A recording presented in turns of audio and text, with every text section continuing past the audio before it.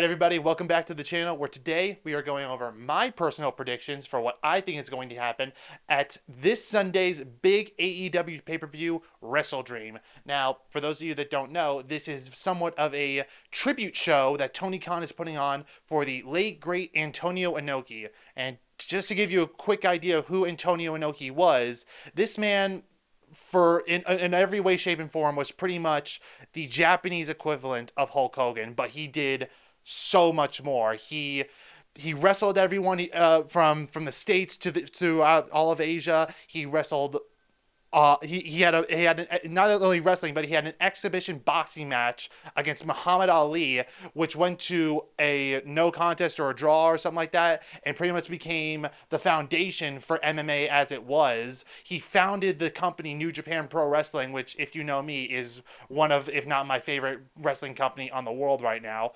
And on top of that, he trained countless other stars: your Shinsuke Nakamura, Rocky Romero, Keiji Muta, just to name a few. Like, those guys, if you don't know who they are, Matsuhiro Chono, like, this guy trained the baddest of the bad over in Japan. So to do a tribute show for him is well within the right to do so. And I got the list for all the matches right here up on Wikipedia, which, kids, don't let your teachers tell you otherwise, is a real source. That's why they only let you use it one time, if at all, because they're afraid of it, because they know it's too accurate. So I got the list here of all the matches. We're going to go from the bottom to the top, starting with a rather late add-on, which is Ricky Starks versus Wheeler Yuta. This is kind of just a showcase match for Ricky Starks against a solid opponent like Wheeler Yuta. I think Yuta is kind of doing his own little story right now, where he's maybe getting tired of being just the Blackpool Combat Club's punching bag. He kind of maybe wants to get away from that soon, but right now this is just to show that all these recent programs with Bryan Danielson and CM Punk are just to turn Ricky Starks into this next sort of pillar in case any of the other pillars fall through or can't do what they're intended to do. So this is just an easy match showcasing Ricky Starks' talent. And then after that, we have a four-way tag team match for a future AEW World Tag Team Championship match. And this is involving the Young Bucks, the Guns, Lucha Brothers, and Orange Cassidy and Hook. So this is kind of a weird one, because I'm sure we'd all love to see, the Bucks go up against FTR again. I'm sure, FTR versus the Lucha Brothers would slap it. Of course it would. Either of those two teams would. I don't think it makes too much sense to really put Orange Cassidy and Hook in this into a future title spot. What I do think makes a lot of sense right now is actually the Guns, because what Bullet Club Gold is doing right now on Collision is just phenomenal. White, Robinson, the Guns, Cardboard, Jay White, they are amazing. They're doing God's work right now. And if you didn't see Jay White's promo battle with MJF on this past Dynamite, do yourself a favor. It's all up on YouTube. Go watch it. It is a spectacle. So to keep the momentum of that going, to keep the fire fueling, and to give the Guns, a legit rematch, which they never got against FTR, I think that the Guns deserve to take this win on Sunday. Next up is another kind of an easy match, but I think it's a necessary one. Is for the TBS championship. It is Chris Statlander versus Julia Hart. Now, Chris Statlander is the only person to ever get a win over Jade Cargill in AEW before she left and went over to WWE, and so she's gonna have to hold this title for a while to keep it meaningful, to keep that one alive, to make sure her return wasn't all for naught. But this could be a great showing for Julia Hart. She's had some great matches lately, especially recently against Willow Nightingale on Collision.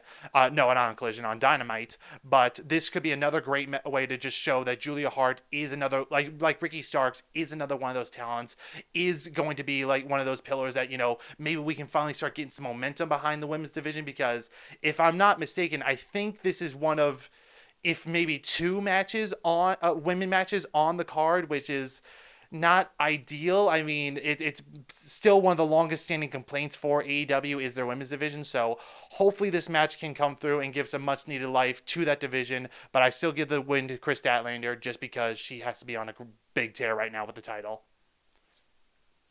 Next up, we have Eddie Kingston versus Katsuyori Shibata for both the ROH Championship and the New Japan Strong Championship. Eddie just won the ROH title. He's not losing this title. It's just going to be two hard-hitting wrestlers beating the crap out of each other for our entertainment. It's going to be great. I have no doubts about that. The fact that Shibata's wrestling alone right now is a miracle in itself, but like I said, Eddie just won this title. It's enough said and done. All they need to do is have a good match. Enough said. All right, next up is a very interesting one because it's Christian Cage versus Darby Allin for the TNT Championship. Now, Darby doesn't need this win. Christian Cage just officially took the title off of Luchasaurus with his help, of course, because he's under his control and everything. So I think this is an easy win for Christian Cage, but from what I've just understood, developments have been happening, and Edge is no longer under any way, shape, or form under contract with WWE. It's official. I thought it was going to happen closer to Wembley back in All In, but now it's official.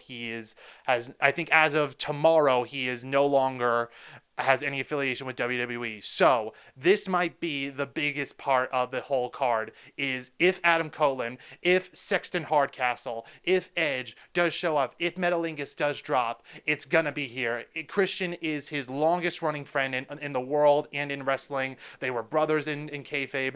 If he's gonna show up, it's gonna be here. I have high hopes that he does because he's finally in control of his own story and everything. But if he's going to show up, it's going to be here. And that's going to be the biggest thing that I'm calling for this match. Not Christian Cage winning. I think that's a given. But I do think that this is the day, or this will be the day that Edge shows up and becomes All Elite. All right, next up is a six-man tag team with the very unique team-ups of Chris Jericho and the Golden Elite, Kenny Omega and Kota Ibushi, versus Konosuke Takeshita, Sammy Guevara, the Don Callis family, with Will Ospreay. And Omega and Ibushi are two, if not my favorite wrestlers currently active right now. Like I've loved them since they were the Golden Lovers back in DDT, but this match isn't about them.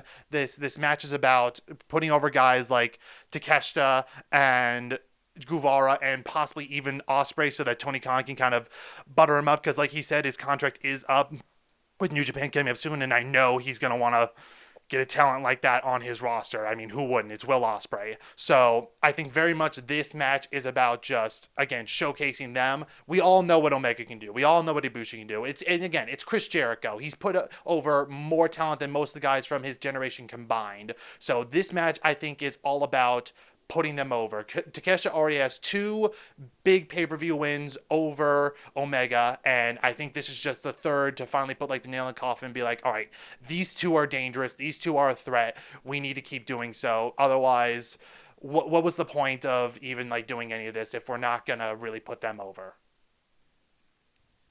Next up is another big storyline match. It's MJF in a 2-on-1 handicap match for the ROH World Tag Team Championship against the Righteous. Now, this is probably this is just like Christian. There's no way MJF doesn't win this. He's the current AEW World Champion. There's no way he's losing to a couple of, no offense to the Righteous, but scrubs like the Righteous. There's just no way he's losing this, especially with everything going on right now with Adam Cole and his busted up ankle and Roderick Strong and all that. But again, if you did watch Dynamite, you saw that it ended with a bunch of guys en masse, all covered in black, beating up Jay White, assaulting him, and then someone in MJF's devil mask showing up and, kind of leading them in the attack.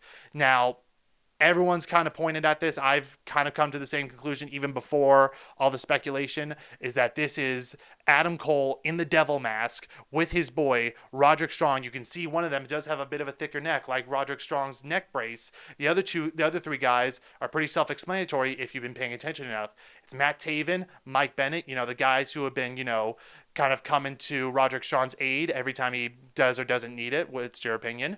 And the fourth guy, I think, is a returning Kyle O'Reilly, which a lot of other people have kind of summed up. It's the only other person who makes sense. I mean, if Bobby Fish shows up, that's going to be very awkward indeed. But I think this is kind of where it goes one of two ways. One way, I don't really see this, but I can't help but think it, is that MJF has kind of manipulated Adam Cole into getting these other guys to help him retain against, a threat like Jay White, because Jay White's on a whole nother level. He's undefeated in singles competition here in AEW ever since he showed up.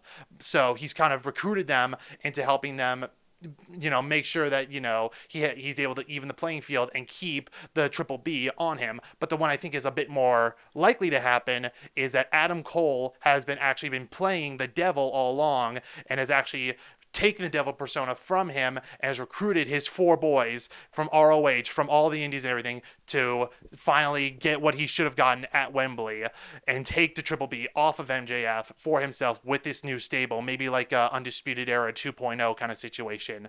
So that's kind of the big story behind this one, but I think it's, again, an easy win for MJF, but that's still going to be one of the biggest watching points, because if those 4 show up, if the 4 and the devil show up, it's going to be very, very loud, and it's going to be very interesting to see how they play this out. All right. Next up, I hate to say these last couple are very easy to call, but next up is the AEW World Tag Team Championship. It's FTR versus Aussie Open. FTR is just on a roll right now. And Tony Khan's not going to punish them for being defenders of CM Punk. He's not like that. So I think because they're still on a roll, because they are still 7-star FTR, I love Aussie Open to death. I think they're amazing. They're going to rule the world one day. But right now, it is FTR's time. FTR is going to retain. And again, this isn't really the winner of this next match doesn't matter. It's Hangman Adam Page versus Swerve Strickland. The two are they're gonna throw down. It's gonna be an amazing match. I have no doubt about that. I think just because of who Page is, I think he probably is going to get the win more from Tony Khan. I wouldn't be upset if Swerve won, but I would say probably in favor more, it's going to be a big babyface win for Adam Page because he just won the ROH tag team, the 6-man tag team with the Bucks. He's on a roll again, so I think this is just a big win for Adam Page.